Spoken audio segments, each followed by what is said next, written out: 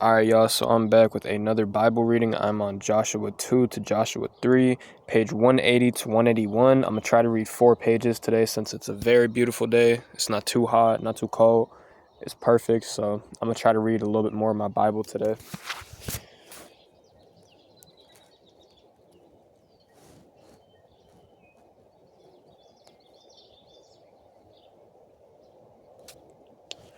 Alright, let's start right now.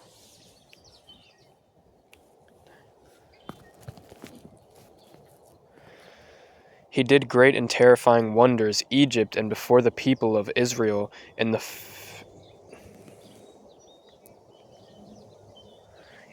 before the Pharaoh and his entire court and wilderness.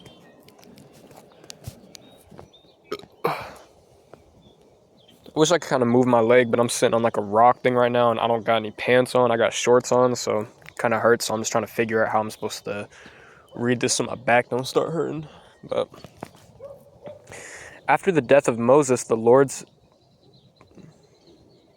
disciple, God spoke to Moses' assistant, whose name was Joshua, the son of Nun, and said to him, "Now that my disciple is dead, you are the new leader of Israel. Lead my people across the Jordan River into the promised land. I say to you, what I said to Moses, wherever you go will be part of the land of Israel, all the way from Negeb desert in the south to the Lebanon mountains in the north, and from the Mediterranean Sea in the north, and from the in the Mediterranean Sea in the west to the Euphrates River in the east, including the land of the Hittites. No one will be able to oppose you as long as you live, for I will be with you, just as I was with Moses. I will not abandon you or fail to help you. Be strong and brave, for you will be a successful leader of my people, and they shall conquer all the land I promised to their ancestors. You need only to be strong and courageous and to obey to the letter every law Moses gave you. For if you are careful to obey every one of them, you will be successful in everything you do. Constantly remind the people about these laws, and you yourself must think about them every day and every night so that you will be sure to obey all of them, for only then will you succeed. Yes, be bold and strong, banish fear and doubt, for remember, the Lord your God is with you wherever you go." Then Joshua issued instructions to the leader of Israel to tell the people to get ready to cross the Jordan River. In 3 days we will go across and conquer and live in the land which God has given us, he told them. Then he summoned the leaders of the tribes of Reuben, Gad, and the half-tribe of Manasseh, and reminded them of their agreement with Moses. The Lord your God has given you a homeland here on the east side of the Jordan River. Moses had told them, "So your wives and children and cattle may remain here, but your troops fully armed, must lead the tribes across the Jordan River to help them conquer the territory on the other side. Stay with them until they complete the conquest. Only then may you settle down here on the east side of the Jordan." To this they fully agreed and pledged themselves to obey Joshua as their commander-in-chief. "We will obey you just as we obeyed Moses," they assured him, and may the Lord your God be with you as he was with Moses. If anyone, no matter who, rebels against your commands, he shall die. So lead on with courage and strength." Then Joshua sent 2 spies from the Israel camp at Assia to cross the river and check out the situation on the other side, especially at Jericho. They arrived at an inn operated by a woman named Rahab, who was a prostitute.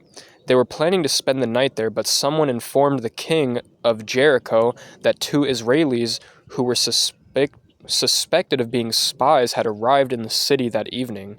He dispatched a police squadron to Rahab's house. Rahab's house? Oh, Rahab's home, sorry. Demanding that she surrender them. "They are spies," he explained. "They have been sent here by the Israeli leaders to to discover the best way to attack us. But she had hidden them, so she told the officer in charge, "The men were here earlier, but I didn't know where they were. But I didn't know they were spies."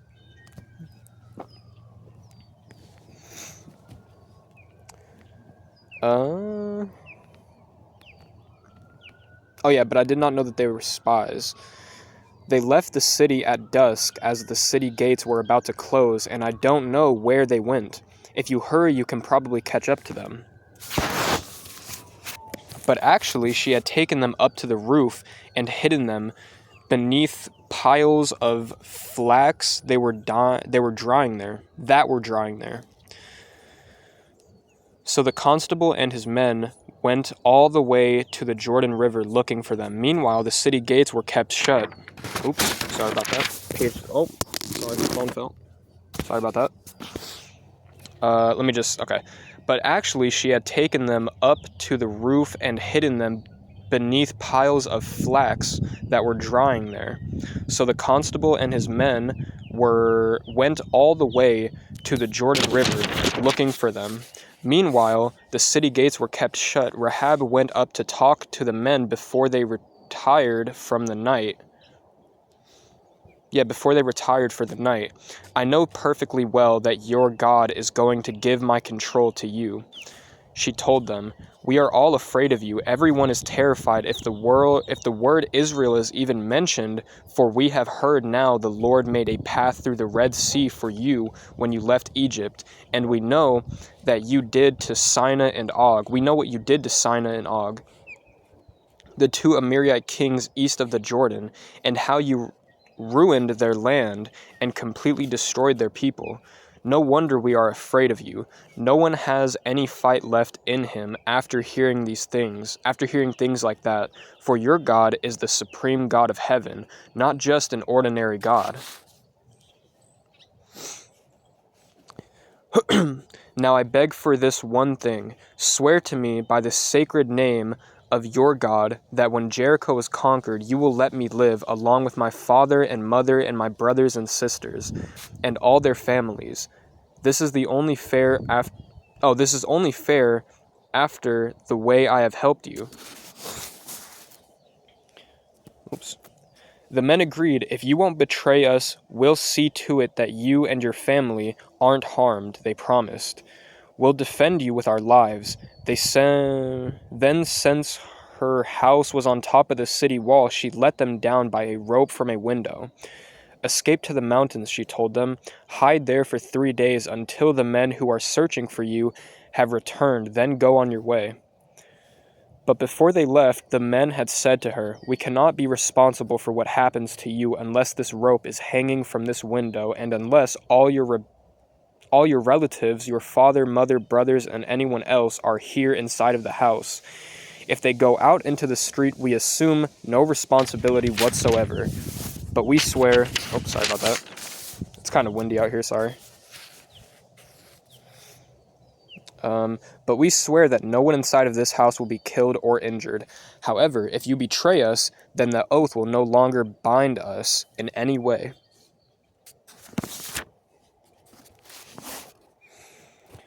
"I accept your terms," she replied, and she left the scarlet rope hanging from the window.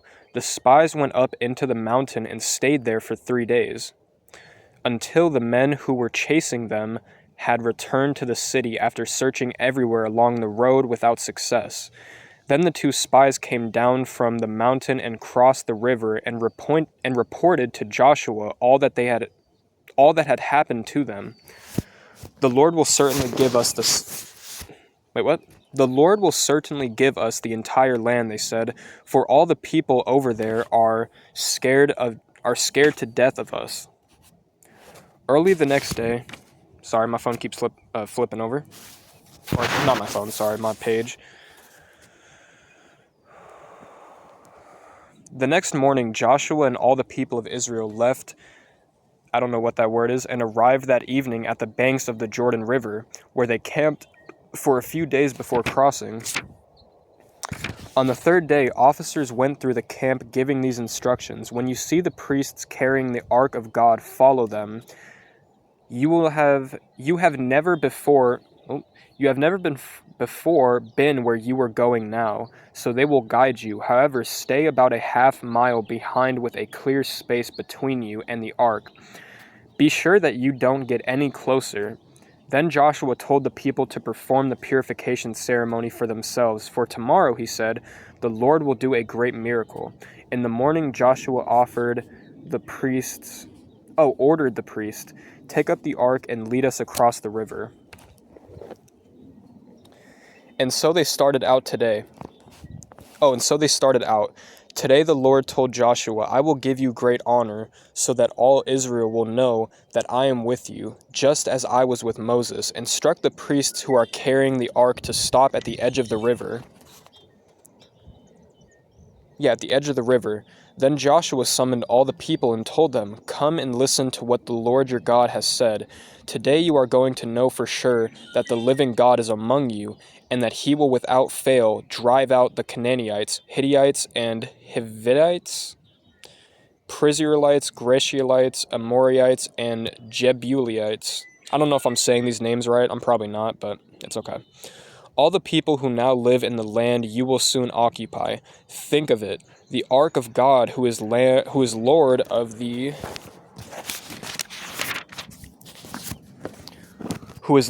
whole earth, will lead you across the river. Now select 12 men, one from each tribe, for a special task. When the priests who are carrying the ark touch the water with their feet, the river will stop flowing as though held back by a dam, and will pile up as though against an invisible wall. Now it was the harvest season, and the Jordan was overflowing.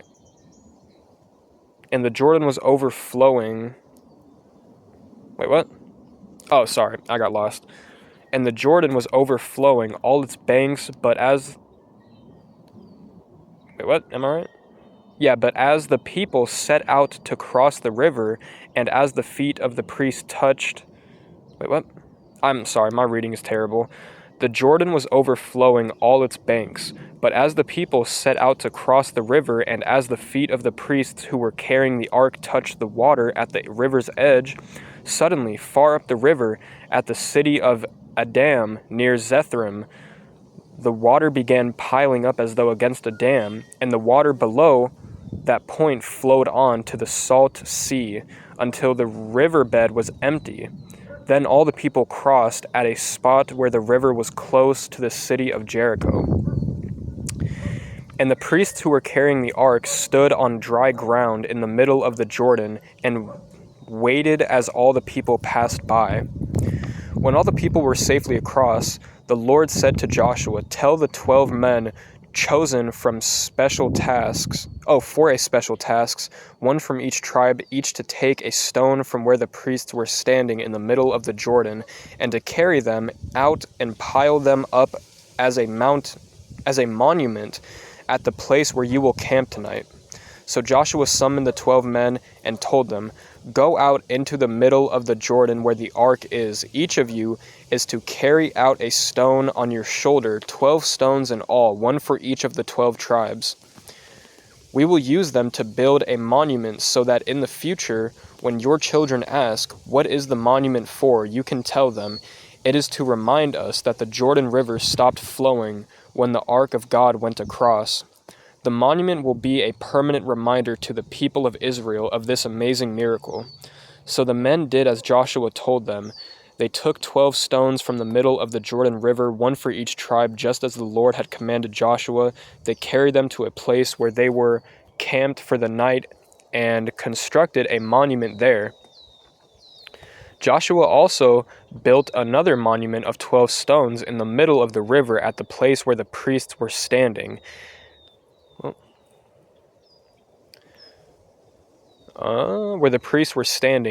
And it is there to this day.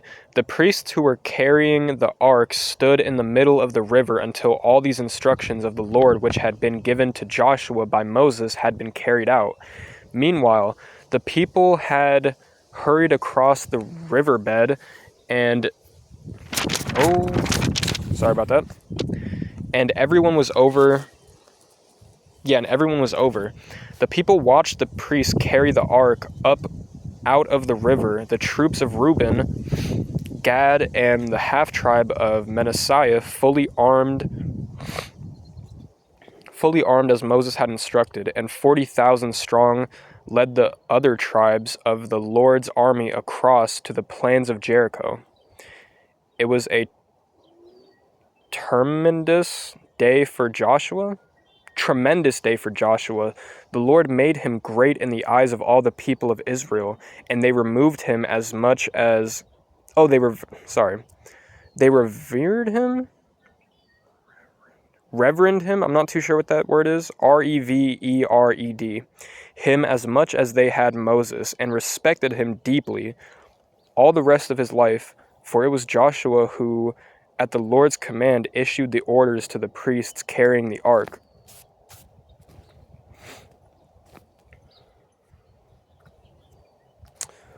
Come up from the riverbed, the Lord now told him to command them. So Joshua issued the order, and as soon as the priests came out, the water poured down again as usual and overflowed the banks of the river as before. This miracle occurred on the 25th of March. That day the entire nation crossed the Jordan River and camped in Galilee, or Galilee? I'm not too sure, at the eastern edge of the city of Jericho. And there the 12 stones from the Jordan were piled up as a monument. Then Joshua explained again the purpose of the stones. In the future, he said, when your children ask why these stones are here and what they mean, you are to tell them that these stones are the reminder of this amazing miracle that the nation of Israel crossed the Jordan River on dry ground. Tell them how the Lord our God dried up the river right before our eyes, and then kept it dry until we were all across. It is the same thing the Lord did 40 years ago at the Red Sea. He did this so that all nations of the earth will realize that Jehovah is the mighty God. And so all of you will worship him forever. When the nations west of the Jordan River and the Amorites and Canaanites who lived along the Mediterranean coast heard that the Lord had dried up the Jordan River so the people of Israel could cross, their courage melted away completely. Sorry, I feel like something was on my neck. And they were paralyzed with fear. The Lord then told Joshua to set aside a day to circumcise the entire male population of Israel. It was the second time in Israel's history that this was done. The Lord instructed them to manufacture flint knives for this purpose. The place where the circumcision riot took place was named the Hill of the Foreskins. I don't mean to laugh, but that's just funny. The reason for this second circumcision ceremony was that although the Israel left Egypt, all of the men who had been old enough to bear arms had been circumcised. That entire generation had died during the years in the wilderness, and none of the boys born since that time have been circumcised. For the nation of Israel had traveled back and forth across the wilderness for 40 years until all the men who had been old enough to bear arms when they left Egypt were dead. They had not obeyed the Lord, and he vowed that he wouldn't let them enter the land he had promised to Israel, a land that flowed with milk and honey. So now Joshua circumcised their children, the men who had grown up to take their father's place.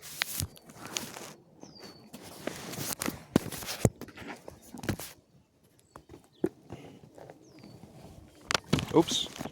Sorry about that. Sorry, I was fixing my leg, so I kind of lost my place a little bit. Try to find it.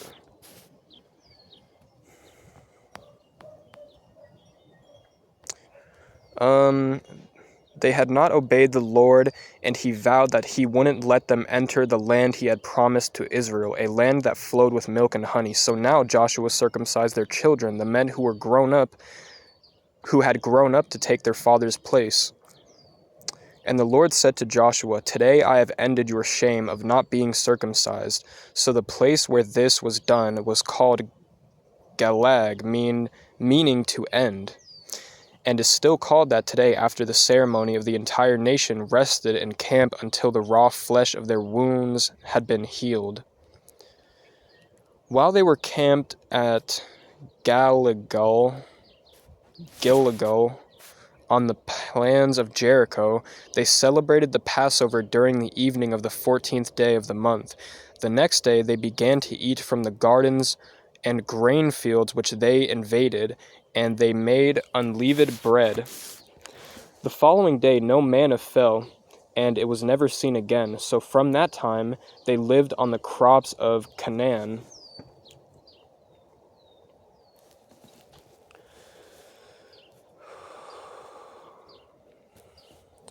As Joshua was seizing up the city of Jericho, a man appeared nearby with a drawn sword. Joshua strode over to him and demanded, "Are you a friend or a foe?" "I am the commander-in-chief of the Lord's army," he replied. Joshua fell to the ground before him and worshipped him and said, "Give me your commands." "Take off your shoes," the commander told him, "for this is holy ground," and Joshua did. The gates of Jericho were kept tightly shut because the people were afraid of the Israelis. No one was allowed to go in or out. But the Lord said to Joshua, sorry about that. But the Lord said to Joshua, "Jericho and its king, all its mighty warriors, are already defeated, for I have given them to you. Your entire army is to walk around the city once a day for 6 days, followed by 7 priests walking ahead of the ark, each carrying a trumpet made from ram's horn. On the 7th day you are to walk around the city 7 times with the priests blowing their trumpets. Then when they give one long loud blast, all the people are to give a mighty shout, and the walls of the city will fall down. Then move in upon the city from every direction." So Joshua summoned the priests and gave them their instructions. The armed men would lead the procession, followed by 7 priests blowing continuously on their trumpets behind them. Behind them would come the priests carrying the ark, followed by a rear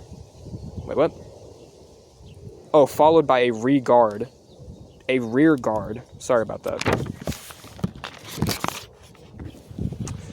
"Let there be complete silence except for the trumpets," Joshua commanded. "Not a single word from any of you until I tell you to shout, then shout." The ark was carried around the city once that day, after which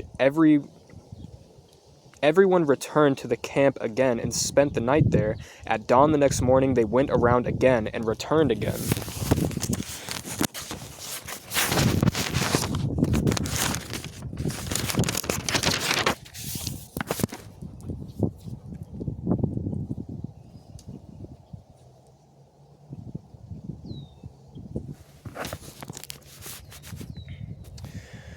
To the camp. They followed this pattern for 6 days. At dawn on the 7th day, they started out again, but this time they went around the city not once, but 7 times.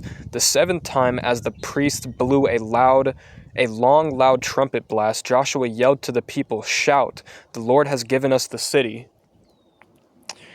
He had told them previously, "Kill everyone except Rahab the prostitute and anyone in her house, for she protected our spies.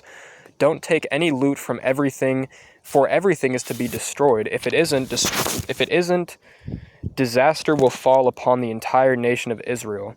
But all the silver and gold and the utensils of bronze and iron will be dedicated to the Lord and must be brought into the treasury." So when the people heard the trumpet blast, they shouted as loud as they could, and suddenly the walls of Jericho crumbled and fell before them, and the people of Israel poured into the city from every side and conquered it and captured it. They destroyed everything in it, men, women, young, old, oxen, sheep, donkeys, everything. Then Joshua said to the 2 spies, "Keep your promise. Go and rescue the prostitute and everyone with her." The young men found her and rescued her along with her father, mother, brothers, and other relatives who were with her.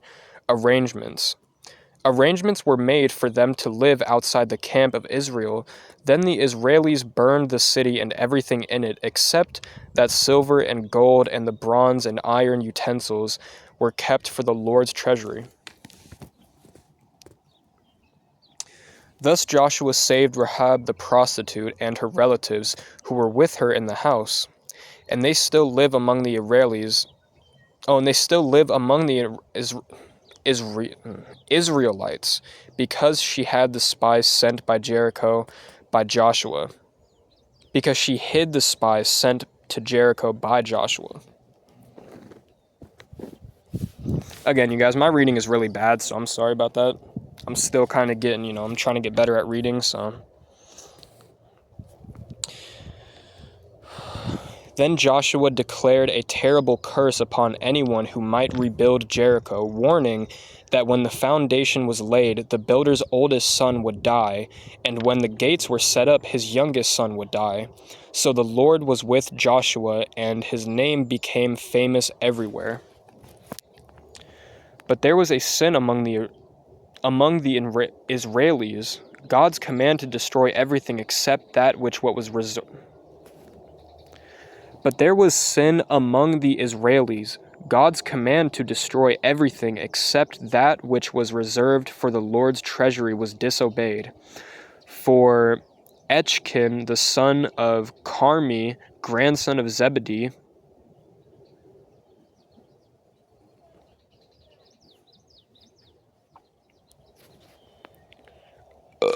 sorry about that. And great-grandson of Zerah of the tribe of Judah took some loot for himself, and the Lord was very angry with the entire nation of Israel because of this. Soon after Jericho's defeat, Joshua sent some of his men to spy on the city of East of Bethel. Upon their return, they told Joshua, "It is a small city, and it won't take more than 2,000 or 3,000 of us to destroy it. There's no point in all of us going there." So approximately 3,000 soldiers were sent, and they were suddenly defeated. About 36 of the Israelites were killed during the attack, and many others died while being chased by the men of Ai as far as the quarries. The Israeli army was paralyzed with fear at this turn of events. Joshua and the elders of Israel tore their clothing and lay prostrate before the ark of the Lord until evening with dust on their hands. Joshua cried out to the Lord, "O Jehovah, why have you brought this over us? Why have you brought us over the Jordan River if you are going to let the Amorites kill us? Why weren't we content with what we had?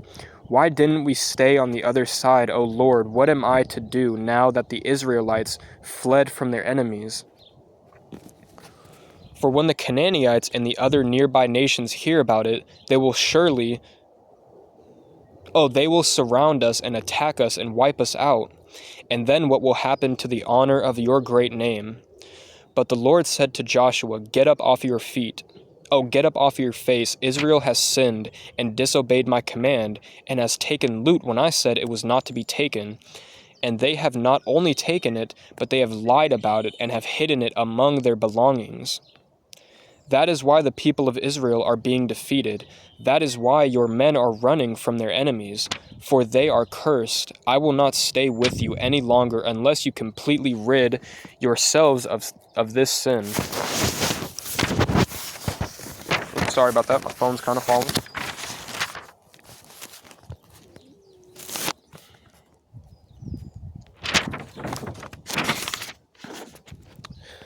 Selves of this sin, get up, tell the people each of you must undergo purification rites in preparation for tomorrow, for the Lord your God of Israel says that someone has stolen from him, and you cannot defeat your enemies until you deal with that sin.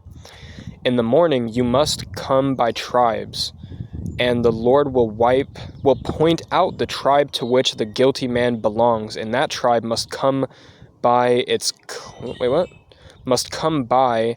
clans, and the Lord will point out the guilty clan, and the clan must come by its families, and And then each member of the guilty family must come one by one, and the one who has stolen that which belongs to the Lord shall be burned with fire, along with everything he has. For he has violated the covenant of the Lord and has brought calamity upon all of Israel. So early the next morning, Joshua brought the tribes of Israel before the Lord, and the tribe of Judah was indicated. Then he brought the clans of Judah, and the clan of Zerah was singled out. Then the families of that clan were brought before the Lord, and the family of Zabadi was indicated. Zabadi's family was brought man by man, and his grandson Archichan was found to be the guilty one. Joshua said to Achayan, my son, give the glory to God of Israel and make your confession. Tell me what you have done. Whatever his name was, replied, I have sinned against the Lord, the God of Israel, for I saw a beautiful robe imported from Babylon, and some silver worth $200, and a bar of gold worth 500. I wanted them so much that I took them, and they are hidden in the ground beneath my tent, with the silver buried deeper than the rest.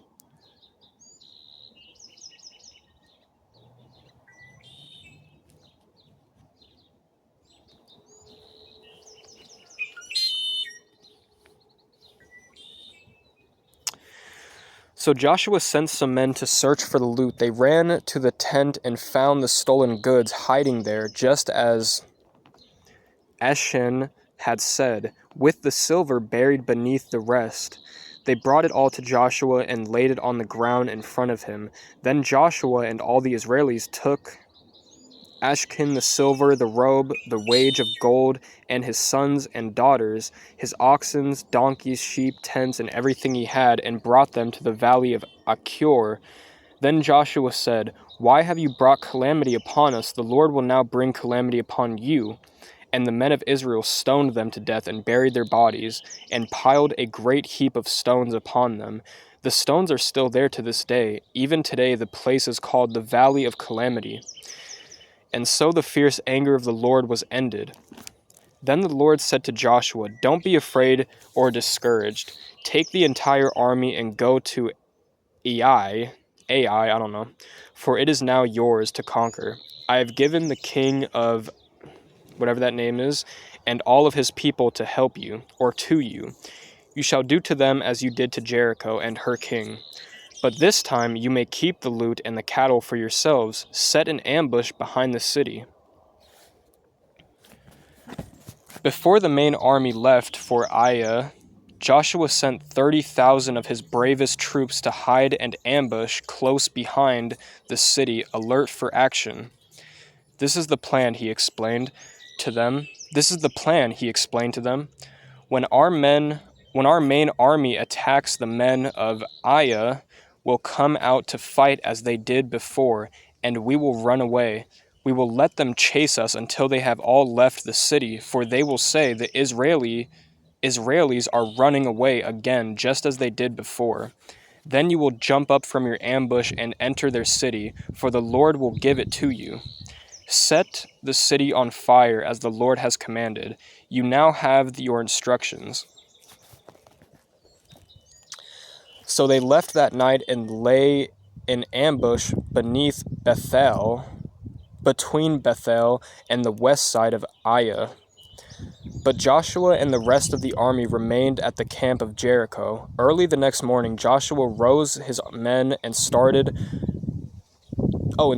towards Ai, accompanied by the elders of Israel, and stood at the edge of the valley north of the city.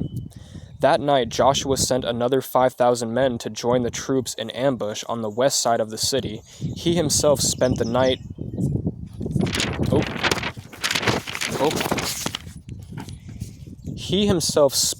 in the valley, the king of Ai seeing the Israelis.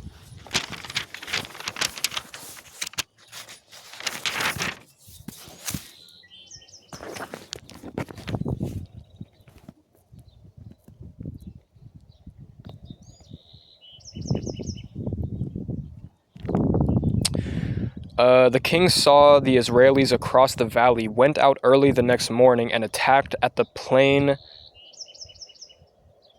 of Arbath. But of course, he didn't realize that there was an ambush behind the city. Joshua and the Israeli army fled across the wilderness as though badly beaten, and all the soldiers in the city were called out to chase after them. So the city was left defenseless. There was not a soldier left in Ai or Bethel, and the city gates were left wide open. Ooh.